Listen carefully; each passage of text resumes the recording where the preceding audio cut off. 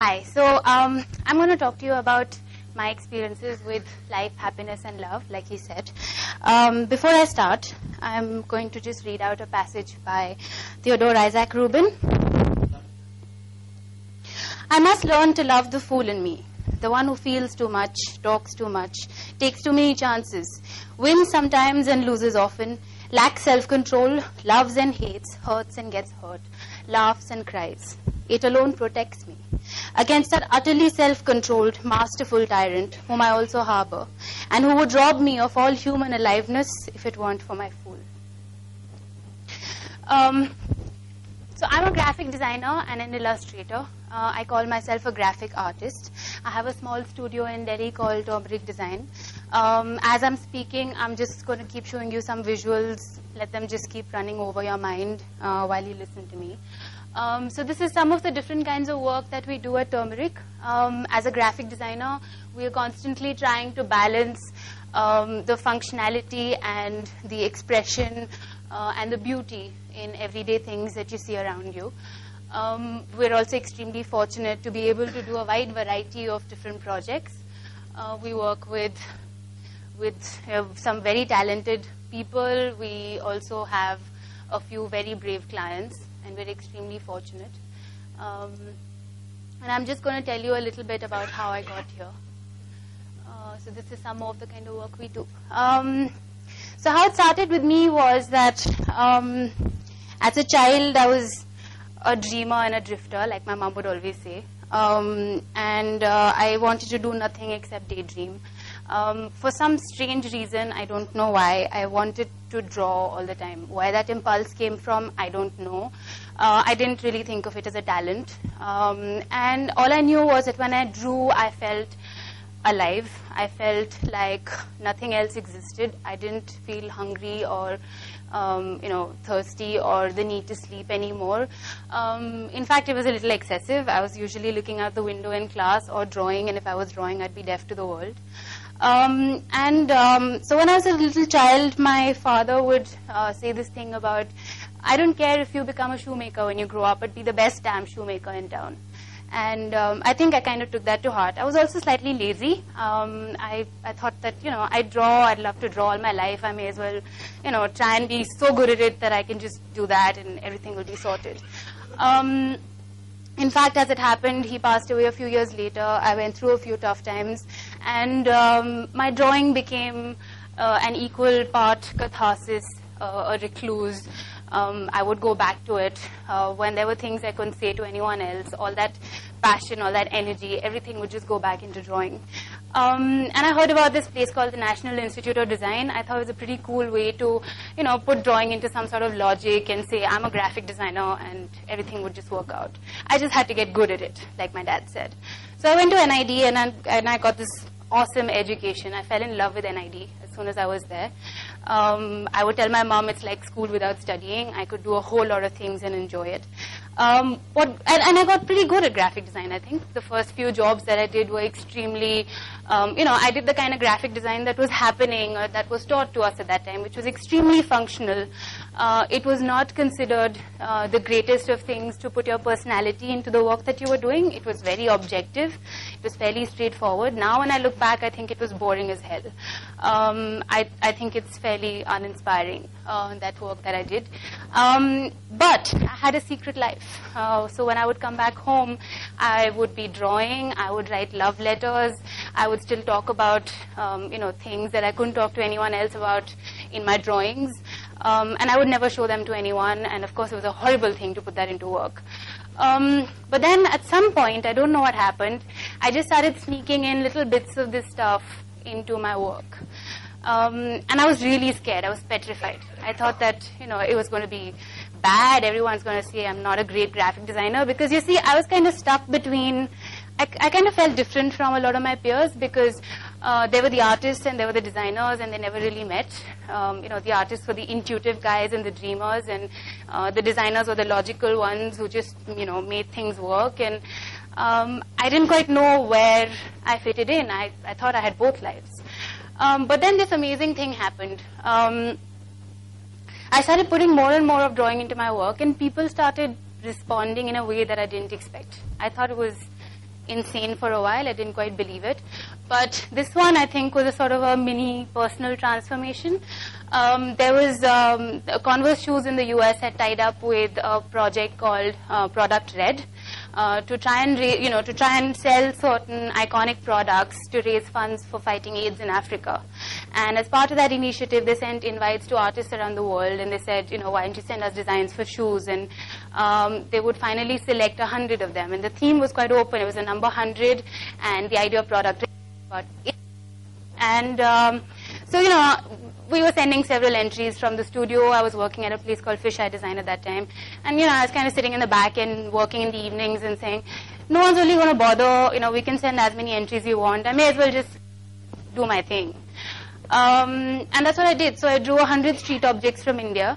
And I had this whole elaborate idea behind it, which is, to do with my Indianness as a designer, and the whole idea that AIDS is around us and we barely even notice it. And, finally the product has to be beautiful enough for people to want to buy it. And it was one of the 100 designs selected worldwide, sold, exhibited. And you cannot imagine, thank you. You cannot imagine how shocked I was. I was on vacation in Ladakh when my seniors called me. And there are pictures of me doing this dance in the monastery. And, I couldn't believe it. I thought this was, someone was pulling a fast one on me, because I had just experienced something that I realized much later that very few people do.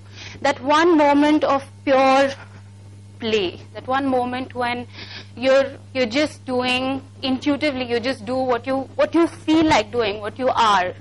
That one point when you're the authentic self and it gets accepted and people love it and people love you for it, and there's nothing more beautiful than that. And then the second sort of point happened a couple of years later, strangely. So I had always seen writing as a form of drawing. Even when I was a kid, I would always experiment with alphabets and try and write them different ways and all of that. So one night I had this song going around in my head. I love Pink Floyd. I love this song. And I had this diary lying next to me. So, I just kind of wrote it out. And Facebook was really happening at that time. So, in the morning I woke up, put it up on Facebook and said, I just wrote a song. It became freakishly popular again. People wanted prints of it. I sold a few limited edition prints. One of the posters found their way to David Gilmour. I got this beautiful letter from him, the man who's written and sung that song.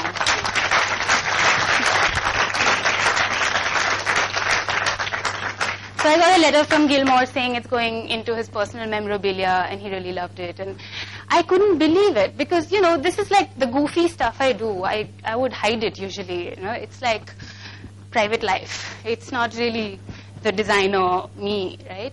But then I gradually started realizing that probably what people were connecting to was not the form of, or what it finally looked like, but the reason I drew these things. I think that they were connecting to that moment of energy and passion when nothing else matters, and only what you're feeling and what you think about goes into what you do.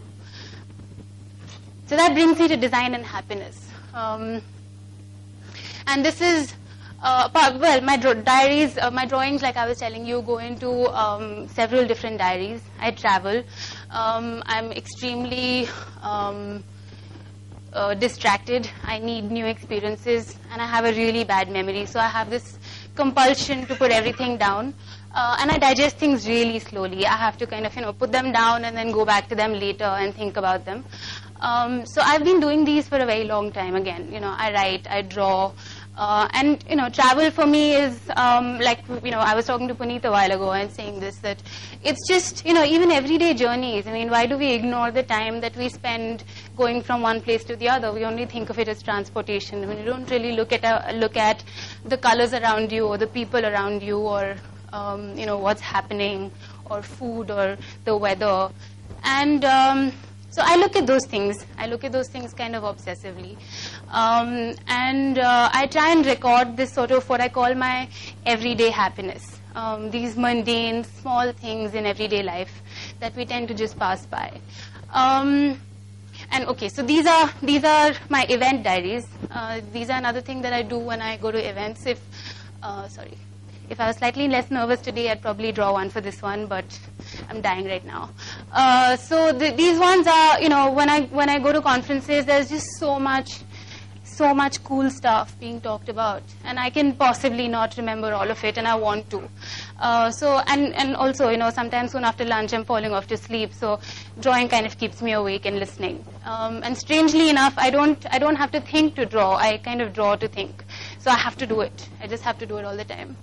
So I draw these diaries, and again, you know, initially when I would be writing them, I would be kind of hiding in one corner and just writing my little notes.